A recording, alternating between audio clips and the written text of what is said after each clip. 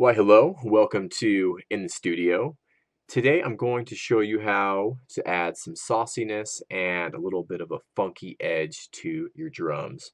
So this technique will work great at the end of a phrase or turnaround, perhaps in a breakdown, or maybe even just scattered throughout the arrangement here and there, to create a little bit of variation and excitement with your drums. So let's dive right in. I have this older project opened. This will work, I think, great for the example.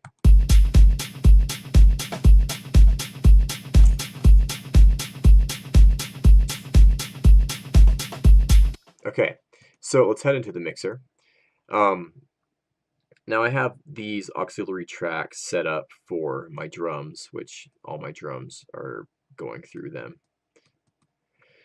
So we're going to be focusing on this funk drive track here to create this effect. So I'm going to add a plugin really quick to this track. I'll explain it in a second, but I'm going to add the control surface, add just a basic knob. Let's make that nice and big. And I'm going to call this the send amount. Great. So the reason I'm setting up this single knob control surface here is because I want to send my hat group through this track, my percussion group, and my claps group all at the same time, and I want to do that with one single knob. So I'm going to set up that really quick. I mean, maybe if you had all your drums just grouped into one single track, you wouldn't need to do this, but for me, the way I have my drums routed in this particular case, this is maybe the approach that I would take. So to do this, it's super easy. I'm just going to go to my hats group, right click on the send to that funk drive track and go link to controller.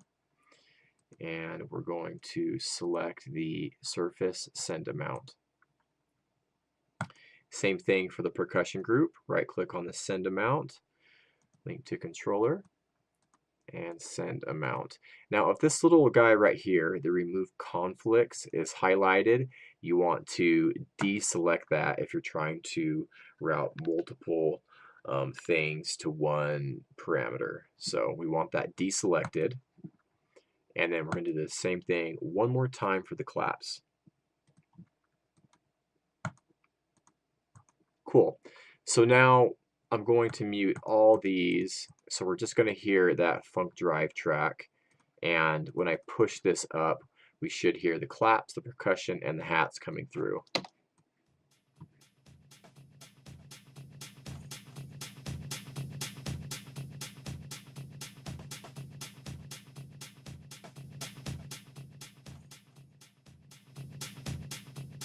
Cool. And I purposely left the kick out. I don't want the kick running through this track. I want to keep the kick out of this effect. Okay, great. So now I just need one other plugin to do this, and that would be one of my favorites, the Moog multi-filter. So what I'm going to do here is add a fair bit of drive, quite a bit of drive to this sound, and then also a LFO at a synced rate. So I'm going to kick this up. I'm going to try maybe a eighth. Might be interesting. There we are. Push the amount up. Maybe around there, not all the way, but now let's hear that.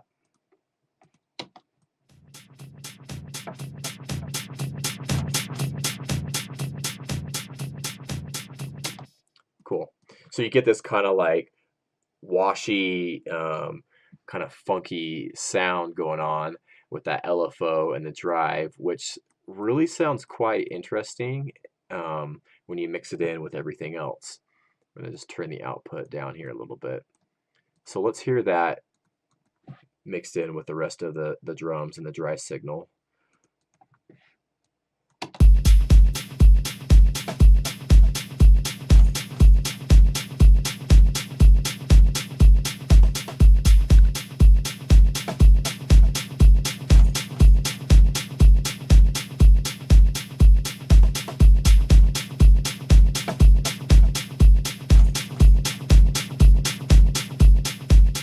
Yeah, it really gives it like this, funky edge that could really sound great, transitioning into a different part or in a breakdown or just as a background effect here and there. And then you can experiment, different LFO rates will give you quite a different effect. So maybe let's try like a triplet or something.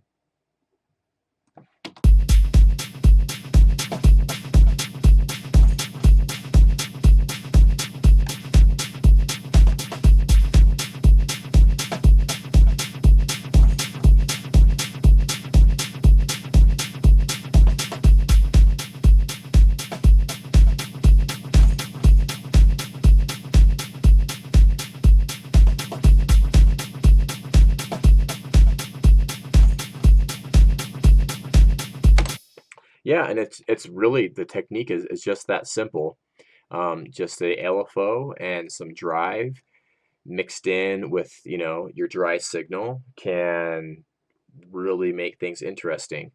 That's something that you would want to use sparingly, I think, but it's an interesting effect. I think it's very usable, and there's many applications where I think that would work well in a mix.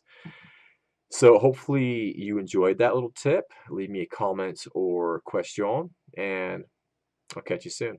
Cheers.